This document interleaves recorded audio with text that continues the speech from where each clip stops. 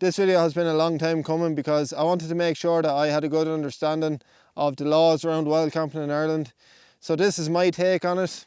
There are no laws in Ireland to regulate wild camping, so this means that technically speaking wild camping isn't legal, but it is tolerated. There are 6 national parks in the Republic of Ireland. Each of them have their own individual policies around wild camping. Killarney National Park completely forbids wild camping, and you can't camp within the valley of Glenveagh in the Wicklow Mountains, and the same is true for the valley of Glenveagh in the Glenveagh Mountains. All hope is not lost because you can still camp within the national parks. I'll leave links in the description below to each of the national parks' individual policies and rules around camping, just so that you can check them out in more detail. The 6 national parks only cover 1% of all the land in Ireland. The other 99% is owned privately by private landowners or by the state. Even Carntoohill, Ireland's largest mountain, is privately owned and actively farmed. Landowners, through their own goodwill, have granted access so that people like me and you can go and explore these remote areas of Ireland. Access can be removed without any notice at any time, so it's really important that the people who are using the upland areas and the more remote parts of Ireland respect the land, respect the landowners, and respect the animals that live there. A big part of this is leaving no trace. Basically, no one should know that you're ever there. There should be no evidence at all, apart from maybe a few photos.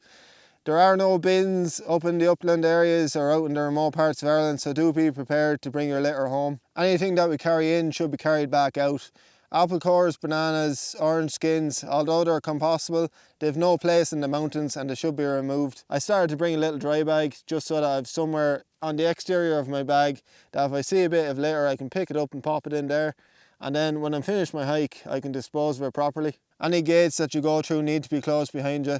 It's to prevent livestock escaping the land. Also, dogs, if they're allowed, need to be kept on a lead to prevent them from worrying sheep and, just disturbing other animals that may be up here. If you're out and about and you get caught out and you need to answer the call of nature, just find somewhere out of sight, 30 metres from a trail, at least 30 metres from a trail, at least 30 metres from a water source.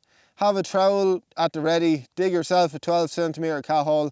Do what you need to do, cover it back over and get on with your hike. The forests around Ireland that are state owned are managed by Quilcha. Quilcha have 7 designated campsites around the country.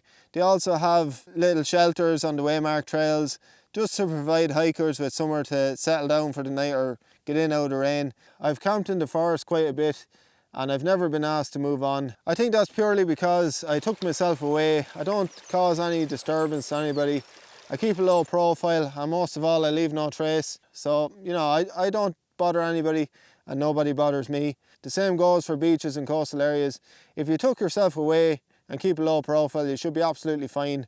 Out of sight, out of mind. If there was ever a place that you wanted to camp that was clearly cultivated land or land that was fenced off with no access to the public, you would have to seek out the landowner to get permission.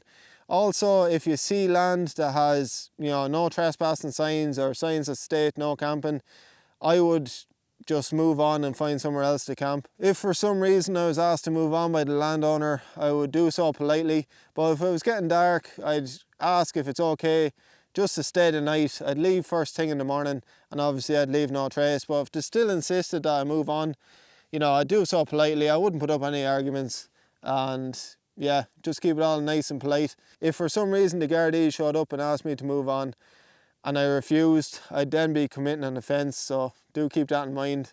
If the Gardaí ask you to move on, just be polite and pack up your stuff. My advice to anyone who might want to wild camp is to respect the area, find yourself somewhere that you can tuck yourself away, arrive late, leave early, use a gas stove and don't light any fires. Keep your group small, keep a low profile, and most importantly, leave no trace. The most important thing to remember is that wild camping is only tolerated in Ireland, and access to these upland areas and the general countryside is at the landowner's discretion. If enough people disrespect these areas, access will be removed for everyone, so it's really important that we look after it. Wildlife comes out when there's no one around. The noises you hear can be quite interesting. The views can be stunning. The weather can change in minutes and the whole experience is just absolutely incredible. I would recommend it to absolutely everybody.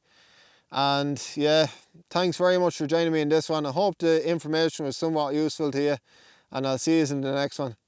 See ya.